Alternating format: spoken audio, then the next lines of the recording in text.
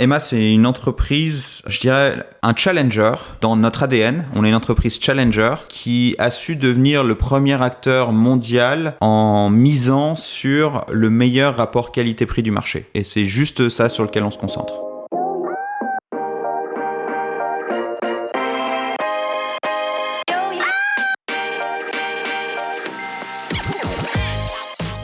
Bonjour et bienvenue parmi les Digital Doers, votre podcast source d'inspiration pour les acteurs de l'innovation. Ce programme est coproduit avec Comexposium pour l'événement incontournable qu'est le One-to-One Retail e-commerce de Monaco. Je suis Cyril Duplessis, acteur du changement dans le digital depuis plus de 20 ans. Je donne ici la parole aux personnalités de notre écosystème en France, qu'ils soient prestataires, annonceurs, marques, retailers ou pure players. Ils sont des acteurs engagés dans leur business et l'innovation fait partie de leur quotidien. Source intarissable d'inspiration, je vous propose une conversation dynamique et sincère pour vous donner accès à leur retour d'expérience, leur vision et leur analyse sur les tendances et les perspectives marché. Depuis juillet 2019, les Digital Doers rassemblent des témoignages uniques et de grande qualité directement accessibles ici même, mais aussi sur les chaînes partenaires. En effet, je produis et anime des chaînes de podcast pour compte de tiers, c'est-à-dire pour des prestataires de services du retail et du e-commerce. Le concept est simple, inviter un prospect à venir discuter de votre problématique avec un expert maison dans une conversation tripartite. Vous êtes intéressé? N'hésitez pas à me contacter directement sur le site lesdigitaldoers.com ou via LinkedIn.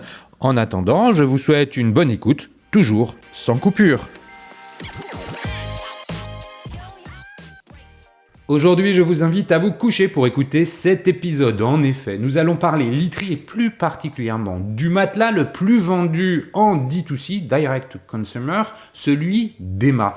La célèbre firme allemande trust le top du classement en termes de part de marché sur ce segment de plus en plus convoité. Pour parler de cette fabuleuse histoire qui a débuté en 2014 et qui a réalisé déjà 645 millions d'euros de CA en 2021, j'ai le plaisir de recevoir Antoine Bonnet, l'actuel patron de la zone DACH, Allemagne, Autriche et Suisse, et qui fut précédemment le patron de la France. Nous suivons notre plan habituel en commençant par le marché. Emma a une vision européenne et mondiale de celui-ci. Nous en profiterons pour comprendre les différences et les tendances qui se dessinent d'un pays à l'autre. Nous poursuivrons sur la proposition de valeur d'Emma et sa stratégie. L'entreprise s'est développée très vite dans un environnement concurrentiel très fort. Comment cela a-t-il été possible? Quelle est la recette? Bref, nous allons découvrir l'histoire d'Emma. Enfin, nous terminerons sur le sujet de la relation client, de la data, de l'acquisition, des réseaux sociaux. Et vous verrez, l'entreprise a peut-être bien une vraie singularité sur ces sujets. Mais avant de commencer, Antoine, pourrais-tu te présenter en quelques mots? Bonjour Cyril et merci beaucoup de m'accueillir. Je vais me présenter assez brièvement. J'ai un parcours à la française finalement assez classique, classe prépa, HEC. Je suis sorti un peu des rails en dernière année d'école où j'ai fait un échange en Inde. J'ai adoré le pays, j'ai adoré la différence du pays et j'y suis resté pour un stage de fin d'études en start-up. Puis ensuite, j'ai tout de suite trouvé un boulot toujours en start-up dans ce pays-là. Et depuis j'ai toujours bossé en start-up dans différentes fonctions, toujours autour de la croissance. Donc j'ai fait ça en B2B, j'ai fait ça en B2C, donc de l'acquisition client, petit, grand compte, client particulier, propriétaire immobilier chez Studapart. Attends, on va revenir sur tout ça. Je voudrais juste qu'on fasse un petit focus sur l'Inde. Tu le disais avant l'enregistrement, tu le redis là, en fait, avec d'autres mots finalement. Tu parles de déraillement, parce qu'en Inde, finalement, tu as trouvé quelque chose. Je comprends en filigrane que tu ne trouvais pas en France, ou du moins dans le parcours académique qui était le tien à HEC. Qu'est-ce que tu as trouvé en Inde? Qu'est-ce qui t'a plu? Parce que ce pays est pas... c'est pas un pays comme un autre dans la mesure où il a une taille énorme, il a une culture très différente, il a même des cultures très différentes, vu que c'est quasiment un continent. Qu'est-ce qui t'a touché au point, je sens que c'est un game changer quelque part dans ta vie, ce séjour en Inde? Ouais, alors j'avais beaucoup aimé la prépa, mais j'avais eu du mal à m'adapter en école, à passer d'enseignements très académiques à des enseignements plus pratiques. de la compta, du droit. C'était des choses qui m'intéressaient pas trop. Quand je suis arrivé en Inde, j'ai vraiment pris une claque. C'est un pays où les gens n'ont rien, où ils pensent qu'ils ont tout, et ils sont hyper optimistes par rapport à l'avenir. Ce qui est très différent de l'Europe, où finalement on a tout et on se plaint de tout aussi.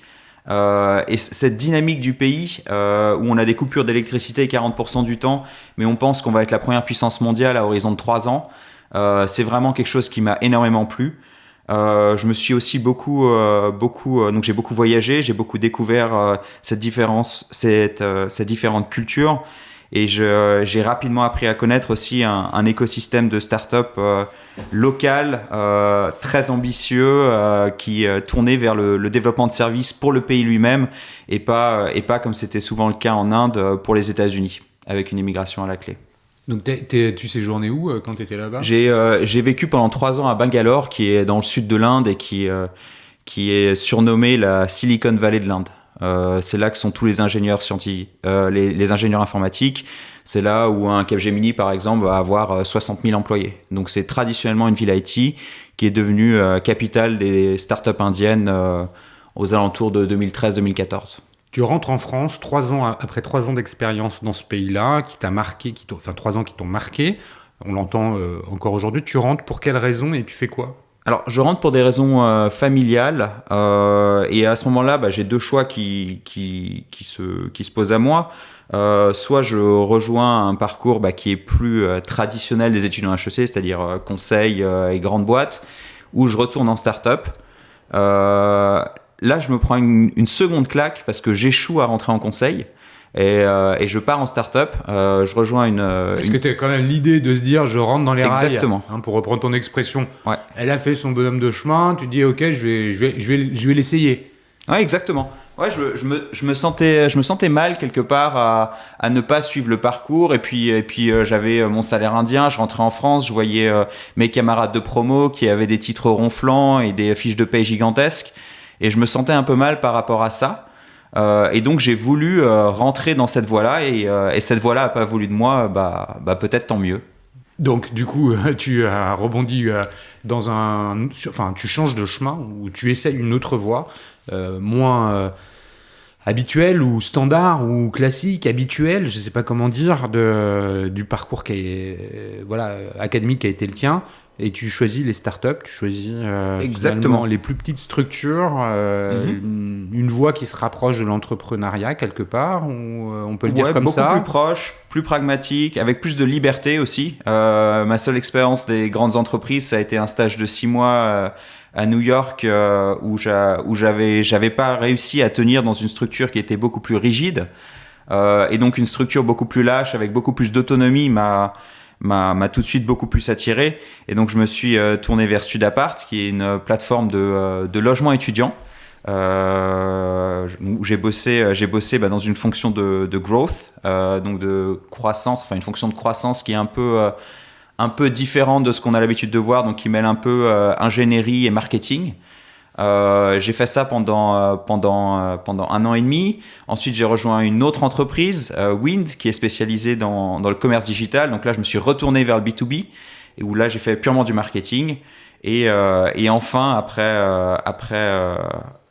1 an chez Wind, Emma m'a contacté avec tout ce qui était fait pour me plaire, un job à l'étranger. Je voulais repartir à l'étranger, vivre dans des environnements internationaux, et surtout une responsabilité PNL, ce qui était pour moi un peu mon rêve.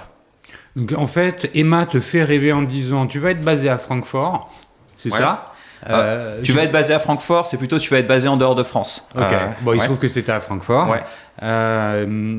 Dans un environnement où finalement la seule chose qu'on demande, c'est que tout le monde parle anglais. Ouais, exactement. Je réduis le truc un peu, mais pour comprendre. Ouais. Et tu vas avoir des responsabilités. Si je comprends aussi bien ce que tu me dis, c'est voilà ton job. Si tu finalement réponds, si les résultats sont là, c'est parti pour avancer dans l'entreprise. C'est un peu ça. C'était quoi d'ailleurs la première responsabilité qu'on t'a proposée quand t'es arrivé chez Emma ? Exactement. Alors on parlait à l'époque d'une entreprise qui faisait un peu plus de 150 à 200 personnes.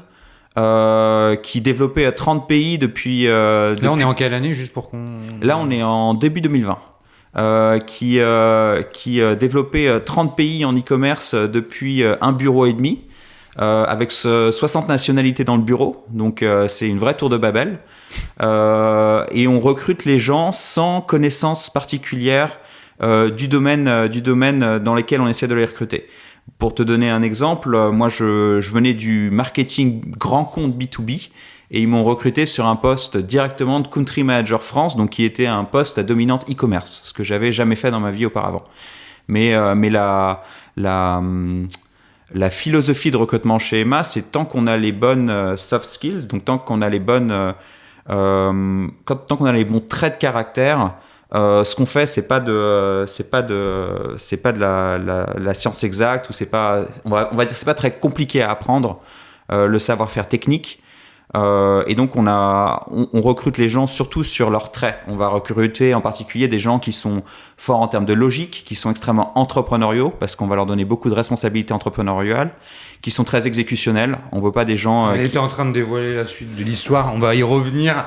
Ce que je comprends, c'est qu'effectivement, tu as un profil international, que tes études t'ont mené à découvrir cette dimension internationale, que tu es un peu sorti du schéma classique qui était proposé avec HEC, et que tu t'es épanoui dans le monde des startups jusqu'à rejoindre Emma. Tu nous en as un petit peu pitché, on va y revenir tout à l'heure. Merci pour cette présentation, Antoine. Avant de focuser sur Emma, on va parler du marché. Je le disais en introduction, Emma a une dimension européenne et même mondiale, ce qui te donne finalement, on vous donne un point d'observation unique pour comprendre le marché. Donc ce que j'aimerais, c'est qu'effectivement, sans véritablement dévoiler comment Emma adresse ce marché, c'est quoi de quoi on parle. Tu vois, par exemple, j'entends qu'en France, c'est 1,5 milliard d'euros de chiffre d'affaires comme marché. Comment tu peux nous donner des informations sur ce marché pour qu'on comprenne comment il évolue?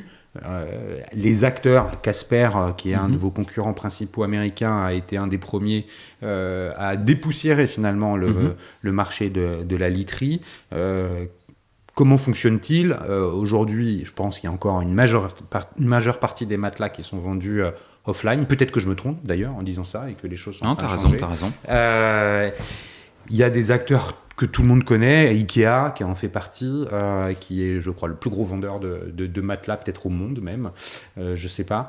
Bon, bref, comment ce marché se structure à la fois sur ses dimensions concurrentielles de l'offre, et puis côté consommateur, quelles sont les tendances qui émergent? Est-ce qu'il y a des transformations majeures qui ont été accélérées avec le Covid?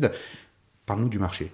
Allons-y. Alors, le marché, on est sur le marché de la literie, traditionnellement, qui est donc le marché du matelas, avec des acteurs qui font surtout du matelas. Ce marché a été un peu bouleversé aux alentours entre 2013 et 2015, on va dire, d'abord aux États-Unis, comme tu le disais très bien, avec l'apparition d'acteurs comme Tuft & Needle ou Casper, qui arrivent avec une double innovation qui permet de faire du e-commerce proprement dans le monde du matelas. Ces deux innovations, c'est d'une part une innovation industrielle qui va consister à enrouler, à compresser, rouler les matelas, donc à les mettre sous pression, à les enrouler, ce qui permet de les faire tenir dans une boîte, ce qui fait un produit qui est logistiquement beaucoup plus intéressant qu'un matelas déroulé. Et l'autre innovation... Parce qu'un des gros freins, c'était quand même le produit en lui-même. Le coût logistique, bien sûr. Voilà. C'est un produit, tant qu'on le compresse et qu'on le roule pas, qui doit être transporté par 2 personnes. Et donc, en France, concrètement, ça donne un coût de livraison à 70 €. En compressé roulé, ça fait du 25 €. Et donc, ça change complètement le business model. Parce qu'on se rappelle tous de l'époque où ça n'existait pas, les matelas, parce que c'est devenu quasiment une norme aujourd'hui. Ouais, tout à fait. Tu achètes des matelas comme ça. Mais je me rappelle, il y a 10-15 ans, quand il fallait acheter un matelas, c'était une tannée parce qu'il fallait Il fallait louer une camionnette. Mais c'est ça, ou payer une livraison, comme tu dis, mais ça pèse un âne mort. Tu le tournes dans tous les sens pour le rentrer dans ton petit appartement parisien. Tu te demandes comment faut faire. Enfin, voilà. Ça passe pas dans un cage d'escalier. Enfin, toutes ces galères. Exactement. Donc c'est cette innovation industrielle qui est couplée à une innovation côté proposition de valeur qui consiste à dire ton matelas, tu peux le garder chez toi pendant 100 nuits et l'essayer et tu as une garantie de 10 ans. Donc ça lève beaucoup de freins sur un matelas, ça va être personnalisé, j'ai envie de l'essayer, c'est pas sûr que ce soit de la bonne qualité, les produits e-commerce, etc. Donc ces deux innovations, ça permet de créer une proposition de valeur e-commerce qui est intéressante pour le consommateur. Et ces acteurs du coup de l'e-commerce qui commencent comme pure player e-commerce vont se développer fortement aux États-Unis, puis dans le monde. Et puis, il va y avoir aussi beaucoup d'acteurs qui vont se lancer un peu dans tous les pays. Ce qui est assez intéressant, c'est qu'il y a beaucoup d'acteurs qui sont nationaux, il y a très peu d'acteurs qui sont internationaux. On est dans un marché qui est encore extrêmement local, voire national. Comment ça s'explique, cette réalité de l'offre qui est fragmentée par pays? On a assez peu... C'est vrai, on l'observe en France, hein, on a plein d'acteurs nationaux, il y en a qui sont passés derrière ce micro. Pourquoi finalement c'est comme ça que ça fonctionne? Parce que c'est pas qu'en France, dans ce que je comprends, c'est un peu dans tous les pays, des acteurs locaux qui ont une dominante assez forte. Mais exactement, même le plus gros, je dirais le seul gros acteur international de matelas à part Emma, ça va être un Ikea par exemple, qui lui est présent dans beaucoup de pays dans le monde. Même un Tempur, qui est l'acteur dominant du marché, qui est une boîte qui fait 4 milliards, donc qui est de très loin le premier acteur du marché, fait 80% de son chiffre d'affaires aux États-Unis. Donc c'est pas un acteur internationalisé du tout. La raison, ou mon interprétation en tout cas, mais bien sûr, c'est qu'il y a quand même des petites préférences locales en termes de communication, en termes de composition des matelas, de confort de couchage, qui font que les gens ont beaucoup de mal à s'adapter d'un marché à un autre. Tu veux dire que... Attends, je m'arrête 2 secondes. C'est-à-dire que le même produit, finalement, n'est pas duplicable, n'est pas standard. C'est-à-dire qu'un Espagnol va chercher en moyenne un type de matelas différent qu'un Allemand ou qu'un Français. C'est comme ça qu'il faut le comprendre? Alors, les produits en eux-mêmes ne sont pas très différents. Ils diffèrent seulement par la taille. C'est-à-dire les lits ont des tailles différentes, ça se comprend assez bien. Un Hollandais va avoir besoin d'un matelas de 2,20 m, un Français d'un matelas de 1,90 m. Ça se comprend assez bien de ce côté-là. C'est surtout dans les préférences de communication, dans les différences de pricing aussi, qui sont très différentes d'un pays à un autre, et dans les canaux marketing employés. Tout ça, c'est des canaux marketing et des canaux de distribution employés. Et tout ça, c'est des choses qui sont assez spécifiques et qui permettent pas une grosse intégration internationale. En fait, quand tu as d'un côté un produit qui se transporte assez mal, donc tu n'as pas trop de consolidation en amont qui est possible, et d'autre part une distribution qui est assez fragmentée en fonction des pays, donc pas trop de consolidation en aval qui est possible, ça fait pas trop sens d'avoir des marques qui sont globales. Ça n'existe pas trop du coup sur le marché du matelas aujourd'hui. D'accord, donc l'offre... comment dire, l'offre, elle se standardise. Non, je ne sais pas si c'est le bon mot. Est-ce que les matelas qui sont disponibles à la vente online aujourd'hui sont-ils très différents du fait qu'ils sont roulés de ceux qui étaient à la vente avant l'arrivée du e-commerce? Les produits sont pas fondamentalement différents. On va juste peut-être regarder des choses un peu différentes. Un produit qui va être destiné à être vendu en magasin, par exemple, va avoir plus d'accent qui va être mis, par exemple, sur l'apparence du produit, parce que ça doit être un produit de retail. Un produit qui est vendu roulé, compressé, et on pourra en reparler derrière sur la spécificité d'Emma, mais un produit qui a été roulé, compressé, on va se concentrer moins sur l'apparence extérieure du produit, on va plus montrer la composition intérieure du produit, donc les différentes couches pour expliquer les bénéfices du produit, et on va se concentrer aussi sur les qualités de durabilité, sur des qualités de confort de couche, etc., qui doivent être objectivées pour donner confiance au client dans son parcours d'achat en ligne. Ok, donc en fait, le marché a été éduqué, entre guillemets, pour comprendre la proposition de valeur du matelas roulé versus le matelas classique qu'ils avaient l'habitude d'acheter. Le consommateur, si on fait un petit focus consommateur, tu as commencé à l'évoquer. Quelles sont les différences de comportement d'achat d'un pays à un autre, d'une zone géographique à une autre? Est-ce qu'il y a une maturité qui est différente? Est-ce que c'est plus compliqué dans certains pays que dans d'autres? Est-ce que tu peux nous donner finalement sur ce marché ta vision des différences côté consommateur? Alors, côté consommateur, tu vas avoir des différences en termes de ce que le consommateur... Alors, tu vas avoir des différences de préférence de couchage. C'est un peu la tarte à la crème, mais un Français aime bien dormir sur un matelas double, alors qu'un Allemand, par exemple, pour prendre un marché que je connais un peu maintenant, va aimer dormir sur 2 matelas simples. Donc ça, c'est des préférences qui sont traditionnelles sur un marché. Tu vas avoir des C'est drôle parce que là, ça enfonce tous les clichés qu'on peut connaître. Est-ce que l'exemple que tu es en train de donner, quoi, ouais. Le Français dans le lit double et finalement l'Allemand, chacun dans son lit côte à côte. Exactement. Mais tout est séparé chez l'Allemand. La couverture est séparée aussi. Enfin, ils ont 2 couvertures simples. Enfin, c'est chacun dans son coin. Ensuite, il y a des produits qui existent sur certains marchés et qui n'existent pas sur d'autres. Le bon exemple, c'est un produit qu'on appelle un box spring bed, qui est une espèce de super gros lit avec double couche de ressort, plus une couche de mousse, plus une couche de latex, qui existe dans les produits dans les pays scandinaves, dans les pays allemands, enfin dans la zone d'Art Benelux, et qui n'existe pas du tout dans le sud de l'Europe, où on va avoir tendance à privilégier des produits un peu plus légers, un peu plus aérés.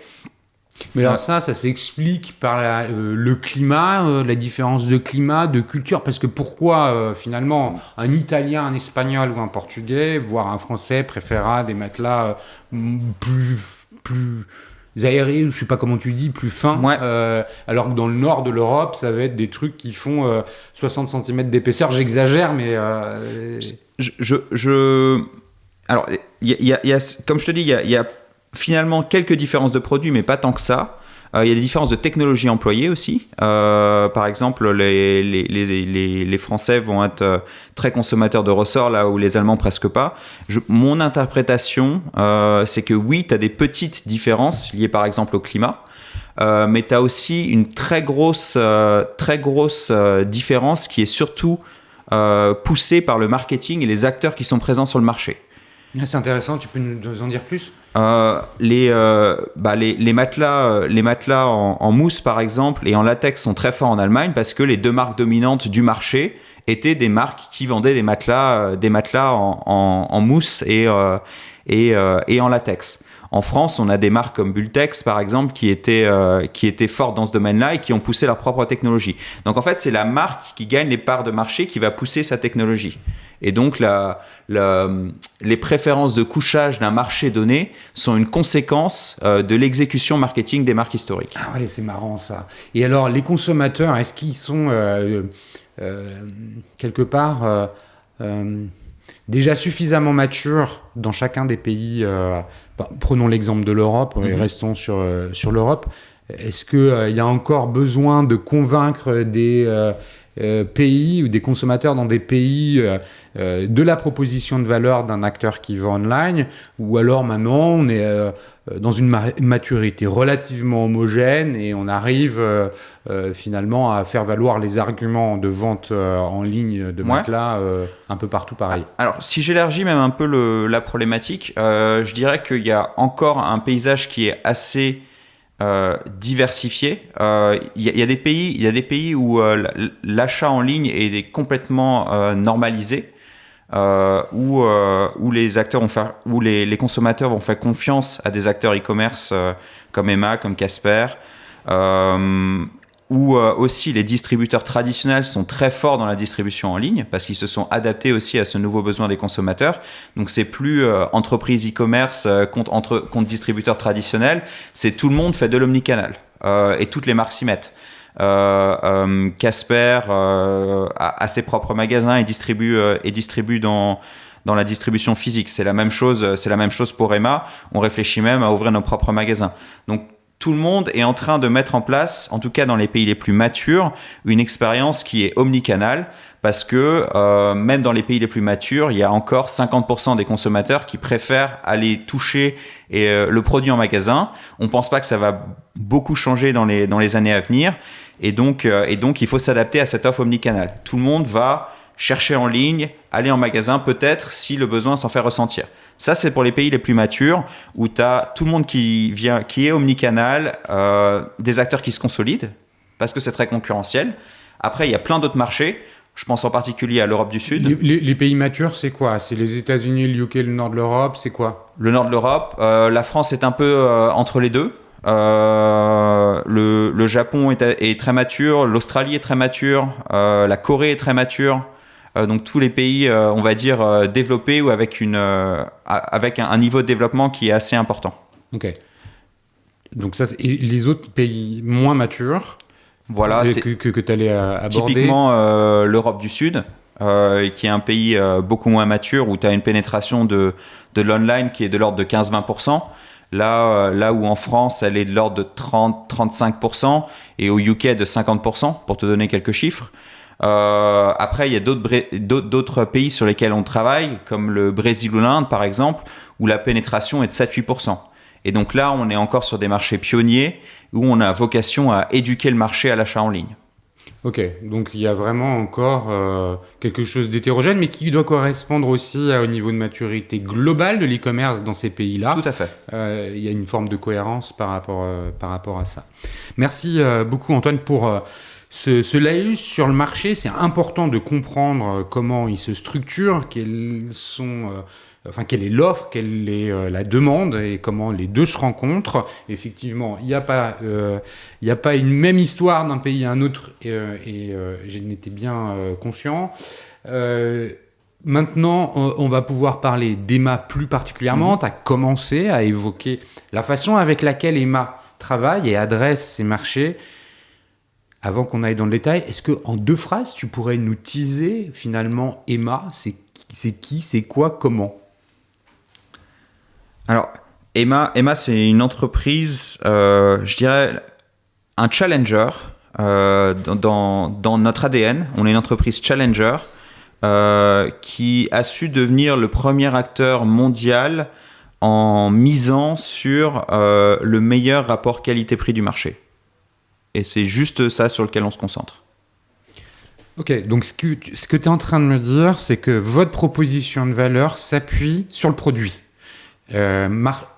Qualité et prix. Qualité et prix, oui, donc tout à fait. C'est le mix qualité-prix.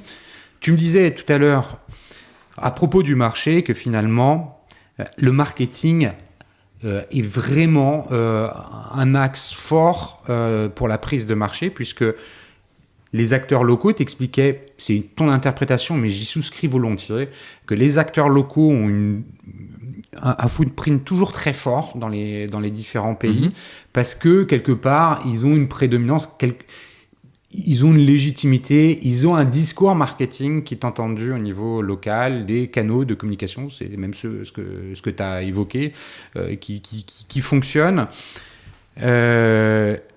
Emma, finalement, a peut-être joué une autre partition pour prendre des parts de marché ou pas? Tout à fait. Alors, c'est là que c'est important de revenir sur le rapport qualité-prix. On peut commencer par le prix, et c'est ça qui est sans doute une innovation d'Emma. Il y a 2 choses qu'on fait différemment des concurrents. On comprend en général mieux que les concurrents ce qu'il y a dans un matelas et ce qu'il faut mettre dans un matelas et ce qu'il ne faut pas mettre dans un matelas. Qu'est-ce qu'on a besoin de mettre en termes de matériaux, en termes de densité de matériaux, en termes d'épaisseur de matelas pour faire un matelas qui soit qualitatif.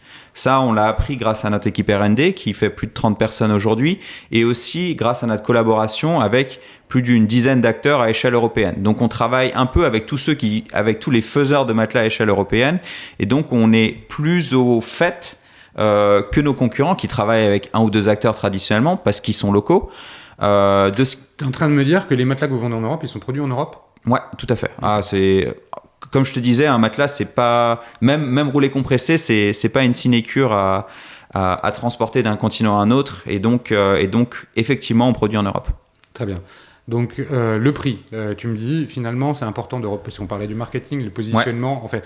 Et tu me dis, commençons par le prix, c'est important, parce que nous, on sait ce qu'il faut mettre dans le matelas, donc quelque part, on en met ce qu'il faut, mais pas trop, et on vise juste Exactement. dans le coût de production. On a un avantage dans la conception du matelas. Ensuite, en termes d'achat de matelas, comme on est un pays qui opère à échelle européenne... Comme on est une entreprise qui opère à une échelle européenne... Pardon, oui. Comme on est une entreprise qui opère à échelle européenne, là où tous nos concurrents opèrent à échelle locale, on peut acheter en beaucoup plus grosse quantité. On n'achète pas 10, 20 000, 30 000 matelas, on en achète des millions. Et ça permet de changer la donne en termes de négociation avec nos fournisseurs. Ça nous permet de garantir un prix. Donc la conception et la capacité à acheter en grande quantité, ça nous permet de sécuriser un prix qu'on va pouvoir ensuite transférer au consommateur. Donc ça permet d'avoir un prix qui est supérieur. Ensuite, la seconde chose sur laquelle on se concentre, comme je te disais, c'est la qualité. Et ça, comme je t'ai dit, on investit énormément en recherche et développement. Comment on fait en fait pour faire de la R&D dans des matelas? C'est... en partenariat avec les usines qui fabriquent. C'est vous, dans votre coin, vous avez recruté des anciens de ces usines pour faire la recherche. On découpe des matières, on les empile, on dort dessus. Comment on fait de la R&D dans des lits, dans la literie, dans la matelas? Exactement. Alors en fait c'est un matelas, c'est un millefeuille de différents matériaux. Il y a de la mousse, il y a du ressort, il y a du latex, il y a du coton ou différentes matières pour faire la housse du matelas. Et l'enjeu du coup, ça va être et enfin on fait des coupes dans le matelas pour pouvoir modifier ses propriétés mécaniques. En gros, du coup, il faut des spécialistes de chacune des couches. Il faut savoir combien il faut en mettre. Et ces différents paramètres sont ensuite testés pour pouvoir concevoir un bon matelas. En gros, à quoi ça ressemble?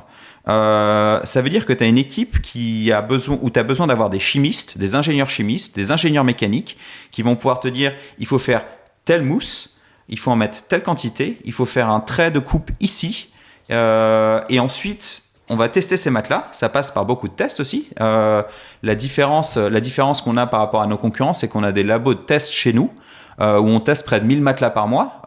Ça fait beaucoup de matelas à tester. On a beaucoup d'expérience dans le test de nos matelas. Donc, tester globalement, tu dors dessus, c'est quoi? Non, on va tester plusieurs choses. On va tester les propriétés thermiques du matelas. Donc, est-ce qu'il diffuse bien la chaleur, parce qu'on n'a pas envie d'avoir trop chaud ou trop froid quand on dort la nuit. Il y a quelqu'un qui se couche dessus. C'est ça qui est la spécificité d'EMA. Il te faut des machines, donc des chambres thermiques par exemple, pour tester la chaleur du matelas. Ensuite, tu vas tester la durabilité du matelas. Donc tu vas avoir un gros rouleau je crois que c'est 120 kg qui va faire des dizaines de Antoine est en train de mimer avec son bras le rouleau qui passe sur le matelas. Voilà. Il faut imaginer une espèce... mais on l'imagine bien. Un gros rouleau de plus de 100 kg qui va faire, je crois, 60 000 cycles, donc qui va rouler 60 000 fois sur le matelas pour estimer une durée de vie ou pour mimer, on va dire, une durée de vie. Mais c'est hyper intéressant que tu nous expliques comment ça fonctionne. Exactement. Puisque tu parles de qualité, c'est pas qu'un mot. Derrière, ce sont des process, c'est une façon de faire. Et tu vois, si ça s'appelle les digital doers, c'est parce que je veux vraiment appuyer sur un aspect concret du business. Et quand on raconte une histoire, c'est que derrière, il y a quelque chose de concret. Et là, tu es en train de nous expliquer concrètement comment ça fonctionne et je t'en remercie. Exactement. Donc, tu as ce rouleau qui passe pour mimer 10 ans de cycle de vie. Et ensuite, tu vas avoir des machines qui vont mimer différentes positions de sommeil et typologies de corps pour être sûr qu'il y a un bon alignement de la colonne vertébrale dans toutes les positions de sommeil. Donc ça prend de la place, ça prend de l'énergie, parce qu'encore une fois, 1000 matelas par mois, c'est pas simple. Et là-dedans, on teste tout. On teste des prototypes, on teste les matelas de la concurrence, on teste. On a une très bonne idée de ce qu'il faut mettre dans un matelas pour que ça performe. Et ça se traduit ensuite par quelque chose qui est très précieux en e-commerce. C'est un badge de confiance qui est traditionnellement ce que EMA utilise pour gagner la confiance des consommateurs. Ça va être les tests délivrés par les différents instituts de consommateurs à travers le monde. En France, c'est l'UFC Que Choisir. En Allemagne, c'est le très puissant Stiftung Warentest qui décide à peu près tout. En Angleterre, c'est Which. Enfin, il y a autant d'associations de consommateurs qui vont conduire les mêmes tests que nous sur les matelas pour renseigner les consommateurs sur les performances de ce matelas en termes de durabilité, d'ergonomie, Et là, vous avez les labels. Et là, Emma est l'entreprise qui est la plus récompensée et qui gagne systématiquement tous ces tests depuis un certain nombre d'années. Et donc ça, en e-commerce, du coup, et c'est là que je reviens à la proposition de valeur initiale d'Emma, on a un produit qui est pas cher ou un des moins chers du marché. C'est quoi les prix globalement, les gammes de prix c'est quoi? C'est 500 € le matelas? C'est moins? C'est plus? Alors pour un matelas en France en 140, 190 ou en 160, 200, on va être un peu en dessous de 500 €. Et aujourd'hui on a plusieurs gammes, hein, donc on va pouvoir monter même au-dessus de 1000 €. Ça dépend de la technologie de la technologie qu'on choisit.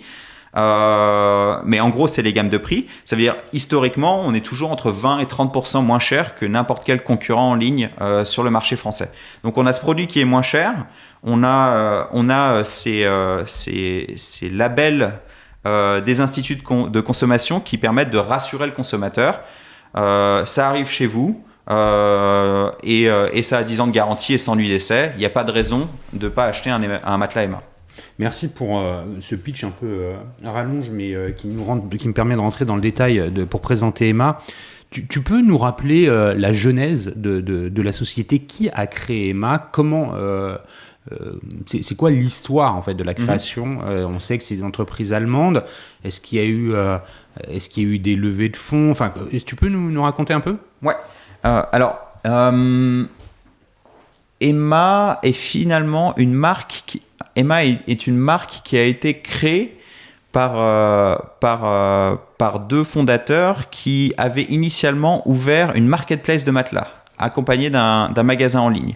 Donc initialement, ils voulaient surfer sur cette vague du e-commerce de matelas en ouvrant une marketplace, et ils se sont rendus compte qu'il y avait ces marques aux États-Unis qui apparaissaient.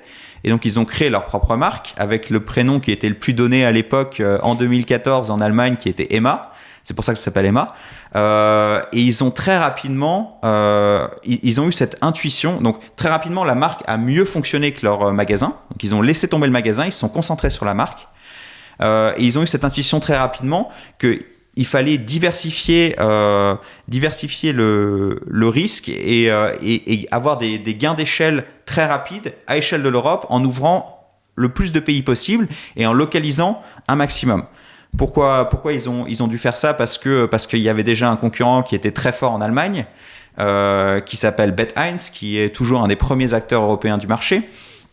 Et donc, ils ont recruté des country managers qui étaient des locaux, toujours dans le bureau de Francfort. Donc, on parle d'un bureau avec comme j'ai dit, cette tour de Babel, des country managers qui sont recrutés qui sont d'origine du pays qu'ils sont en train d'ouvrir et qui ont toute l'attitude de décision sur qu'est-ce qu'ils vont faire sur leur marché en termes de produits, de prix, de marketing, etc. C'est arrivé tout de suite, en fait, cette culture, dès le départ, elle était présente. Tout à fait. Elle s'est structurée, tout s'est structuré autour de ça. On va y revenir là-dessus. Avant qu'on y revienne, comment finalement la croissance a-t-elle été financée? Est-ce que c'est sur fonds propres ou alors il y a eu des levées de fonds? Comment ça fonctionne? Il y a eu une levée de fonds de 5 millions d'euros, je crois. C'est une marque qui est rentable, break-even, qui a atteint le point mort. Je ne sais plus, je suis désolé pour mes anglicismes. Bon, tout le monde comprend. Depuis 2016, et donc il n'y a plus besoin. 2 ans après le lancement, Exactement. C'était rentable. Mais je vais te dire, Cyril, sur ce marché, c'est une obligation d'être rentable immédiatement. Et c'est ce que beaucoup de marques de matelas n'ont pas forcément compris, c'est qu'on est sur des cycles de renouvellement qui sont tous les 10 ans. Avec un consommateur qui oublie en moyenne la marque de son matelas 3 mois après l'avoir acheté. Ça veut dire qu'on est sur un marché d'acquisition et que si on n'est pas rentable dès la première transaction, on ne va pas pouvoir s'appuyer sur une Customer Lifetime Value, donc une valeur vie client Tu vas pas avoir un taux de repeat qui va être très fort. Le taux de repeat va être très faible. La valeur vie client, ça va être dépendant du taux de recommandation du client. Est-ce qu'il en parle autour de lui ou pas? Voilà. Ou s'il change un autre matelas dans sa maison, s'il a des enfants. Voilà, exactement. Mais ça reste globalement très mineur, ou en tout cas, tu peux pas miser sur ça. Tu peux pas te dire, je vais construire un business model où je vais créer une marque qui dans 10 ans peut-être sera rentable. Il faut être rentable dès la première transaction, et ça a été la philosophie d'Emma depuis le début. Ok, donc c'est important qu'on comprenne bien ça, effectivement, que ça a été pensé. Tu parlais tout à l'heure d'excellence opérationnelle, de confiance. Alors peut-être c'est des mots que tu as utilisés avant qu'on enregistre, quand on a préparé cette conversation. Il y a vraiment une culture d'entreprise qu'on ne retrouve pas partout, voire qui est assez unique, basée, si je comprends bien, autour de la confiance. Comment tu qualifierais cette culture d'entreprise? Alors oui, on doit faire confiance par défaut. Alors on est sur une entreprise donc qui est dès le début extrêmement internationale. Et où la clé de ton succès à l'international, ça va être un haut degré de localisation. Donc depuis le début, tu es sur une organisation qui est extrêmement décentralisée. Et qui dépend. Localisation, ça veut dire qu'Emma paraît français en France, espagnol en Espagne, allemand en Allemagne. Exactement. Et où les approches marketing et de prix sont pas décidées depuis le siège allemand par des Allemands pour des Allemands quelque part. C'est des approches qui sont décidées de manière très locale. Donc dès le début, c'est décentralisé. C'est même vital pour l'entreprise parce que les marchés qui se développent en premier sont pas le marché allemand. Le marché allemand est un marché qui est complètement minoritaire jusqu'en 2019. C'est un petit marché jusqu'en 2019. Donc jusqu'en 2019, c'est quoi le premier marché? Le UK? D'abord le UK. Ensuite, il y a les Pays-Bas qui décollent énormément et la France qui décolle aussi énormément très rapidement. D'accord. Et donc c'est une entreprise qui vit sur ces 3 marchés jusqu'à ce que l'Allemagne décolle en 2019 aussi. Donc décentralisé dès le début. Et cette philosophie, on l'a vraiment implantée dans la culture de l'entreprise. On va recruter des gens qui ont des profils entrepreneuriaux. On va leur donner toute la data dont ils ont besoin. À Emma, tout le monde, même les stagiaires, ont accès à la donnée de la profitabilité par SKU, donc au niveau du produit le plus individuel. Ils ont accès, on a des conversations devant toute l'entreprise à 900 personnes sur les EBITDA, enfin, tout le monde a accès à toute la donnée et du coup, tout le monde est responsable de ses décisions. On va juste apprendre aux gens à lire la data, à interpréter la data, on va leur donner les bons outils, comment on fait un pricing, comment est-ce qu'on réfléchit à faire des investissements en marketing, comment est-ce que fonctionne l'attribution en marketing, etc., etc. Et une fois qu'on leur a donné toute la data, tous les bons outils, il n'y a pas de raison de ne pas leur faire confiance sur toutes les prises de décision. Ça permet de croître beaucoup plus rapidement en tant qu'organisation. Tu vas avoir quelques erreurs, bien sûr. J'ai par exemple en tête un contrat de distribution de tracts de 11 millions qui a été signé par une stagiaire l'an dernier qui a donné quelques difficultés légales, mais globalement tu as quelques accidents comme cela. Mais t'as ensuite beaucoup de bénéfices derrière, et je vais te donner plein d'exemples. Le canal du marketing d'influence, par exemple, en France, a été développé par quelqu'un qui travaillait au service client, à qui on a donné carte blanche et qui pour Black Friday 2020, je m'en souviens très bien, nous a réservé des influenceurs pour plus de 70 000 euros. Dans n'importe quelle entreprise, ça aurait été impossible parce qu'on aurait raisonné sur une logique de budget. Chez Emma, on n'a pas de budget. Zéro budget, personne ne sait combien on va dépenser en marketing à la fin de l'année. Tout le monde est responsable de ses propres décisions, des pricing, des promotions, des investissements réalisés en marketing, et on pilote à la performance de manière marginale. Ok, c'est hyper intéressant de comprendre ça. Aujourd'hui, 900, tu disais, 900 personnes. Ouais, tout à fait. Basées à Francfort. Alors aujourd'hui, on a 5 bureaux maintenant. D'accord. J'avais évoqué auparavant qu'on était des challengers, que c'était vraiment dans notre ADN. Challenger, ça veut dire plusieurs choses. Ça veut dire qu'on va refaire les apprentissages par nous-mêmes et qu'on va pas accepter les apprentissages du marché. Il y a des choses qu'on fait. Je vais revenir au bureau. Hein, j'ai pas perdu ta question. Par exemple, en télé, les agences vont nous dire il faut faire 2-3 temps forts par an. Chez Emma, on s'en fiche, on investit tout le temps en télé toute l'année. Avec un spot qui a été vu beaucoup trop de fois pour n'importe quelle agence. Donc on est vraiment, on refait nos apprentissages, et tant que la data nous dit pas qu'on a tort, on continue à faire ça. Ça se matérialise aussi dans la manière dont on localise nos bureaux. Alors historiquement, on est francfortais, ce qui est dans l'univers des startups allemandes complètement en périphérie, parce que la capitale des startups allemandes, c'est Francfort. C'est Berlin, pardon. Oui, c'est ça, ouais. Francfort, c'est une ville de banquiers, il n'y a aucune start-up, enfin il y en a 2 peut-être. Donc on a toujours cet esprit de challenger. On a ouvert un autre bureau à Manille derrière pour développer l'Asie du Sud-Est, pas du tout à Singapour ou à Hong Kong. On a ouvert un bureau à Lisbonne et pas Barcelone pour aller chercher des talents en Europe du Sud. Et aujourd'hui, on est aussi en train d'ouvrir un bureau à Mexico et pas aux États-Unis pour développer le continent américain, et à Shanghai pour la Chine. Donc aujourd'hui, on travaille sur ces 5 ou 6 bureaux, je me souviens plus. Mais ces bureaux-là, ils ont des vocations régionales ou alors, par exemple, tu recrutes un Français, on peut imaginer qu'il y a des besoins, et je crois savoir qu'il y en a en termes de recrutement pour le pays France. Le Français à qui tu t'adresses, tu vas dire, tu viens à Francfort, tu viens à Lisbonne, parce que finalement en Europe, il y en a 2. Est-ce que chacun a les mêmes prérogatives? Comment ça fonctionne? Alors, les bureaux, c'est un peu des deux, mon général.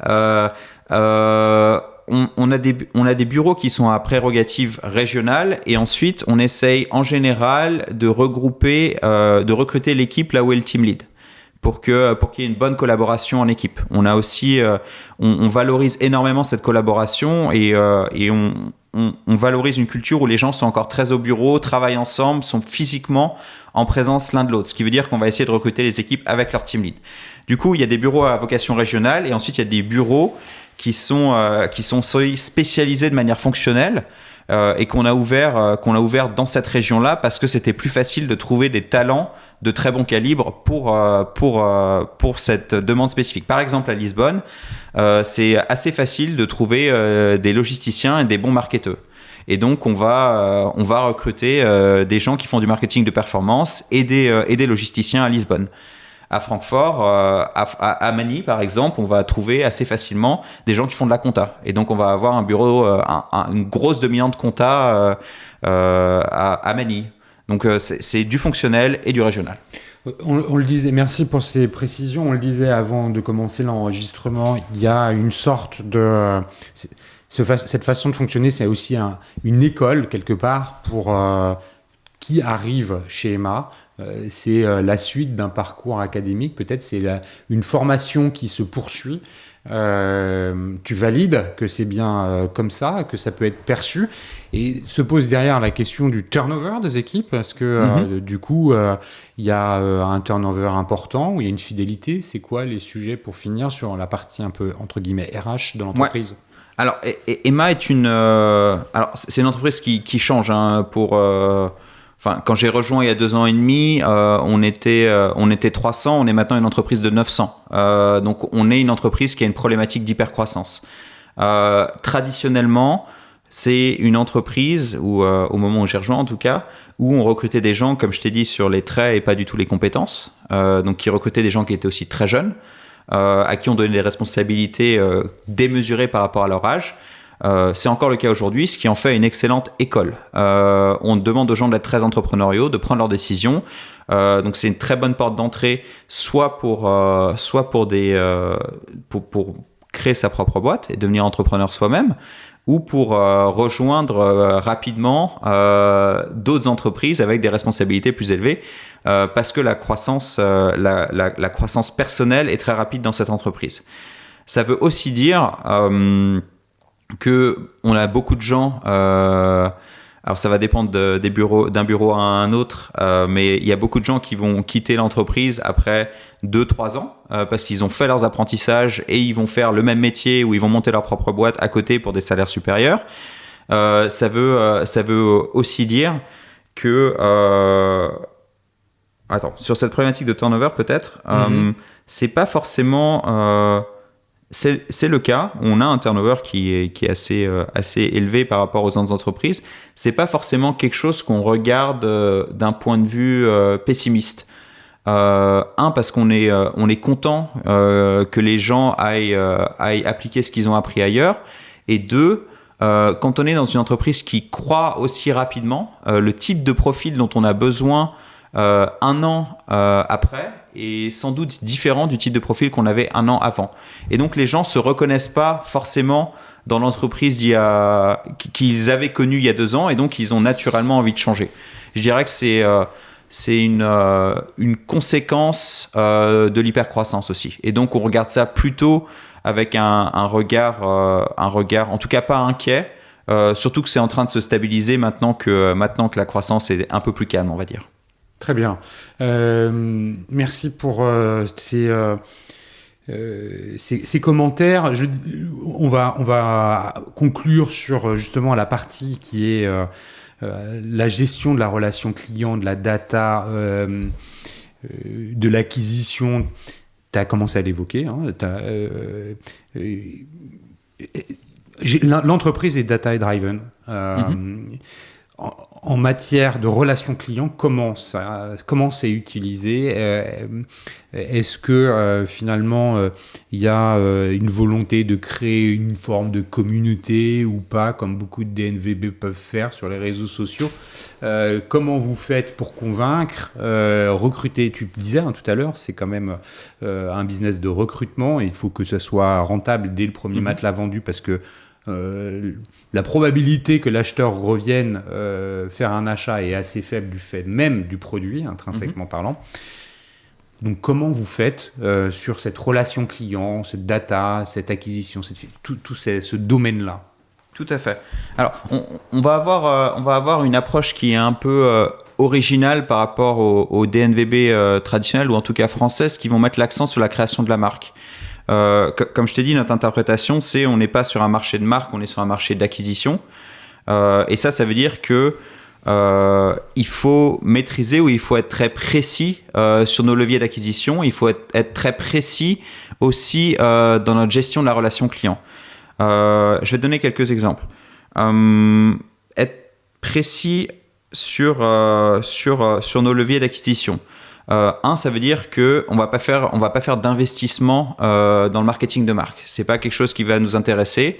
Pour nous, tous nos canaux marketing sont des canaux de performance. On va traiter tous nos canaux comme des canaux de performance. L'influence, c'est de la performance pour nous. La télé, c'est de la performance. Tout est tellement de la performance qu'on est une entreprise qui a très tôt recruté une équipe de data scientists pour développer notre propre interprétation, donc un modèle d'attribution marketing, notre propre interprétation de quels sont les canaux qui contribuent à l'acquisition client et quels sont les canaux qui y contribuent moins, pour piloter nos investissements beaucoup mieux. Par exemple, on va être en mesure aujourd'hui de conduire des géotests, donc des tests où on va comparer différentes zones géographiques sur des canaux comme Google AdWords, donc le SIA, ou la télévision, ou l'affichage publicitaire dans la rue, pour essayer de déterminer si c'est des canaux marketing qui fonctionnent pour faire de l'acquisition client.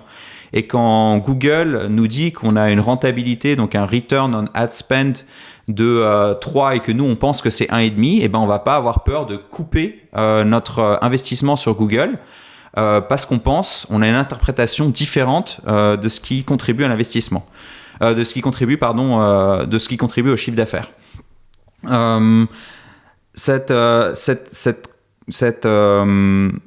Cette maîtrise du coût de la dépense marketing est une grosse différence par rapport aux autres DNVB, en particulier dans notre secteur, parce que beaucoup de ces entreprises vont surinvestir en général dans le marketing de marque et faire des choses qui vont essayer de construire des communautés, de fédérer des communautés, là où nous, dans notre interprétation, c'est pas quelque chose qui est très important au vu du degré de renouvellement du matelas. Une autre conséquence, par exemple, c'est qu'on va investir sans doute beaucoup moins dans la logistique et le service client que la plupart de nos concurrents. Alors là, ça m'intéresse. Pourquoi vous allez investir moins dans la logistique, puisque tu disais quand même que la logistique, quelque part, dans les opérations, c'était clé? Ouais. Alors, je vais être très précis. On a essayé, on est très pragmatique. On va essayer de voir là où le client perçoit de la valeur ou ne perçoit pas de la valeur. Livrer un matelas en 24 heures au pas de porte du client. Quand on demande aux clients, il y a très peu de clients qui sont intéressés. C'est une méthode, disons un besoin client qui est très faible, mais qui coûte très cher d'un point de vue logistique. Parce qu'il faut stocker beaucoup plus, il faut avoir des transporteurs qui savent gérer ce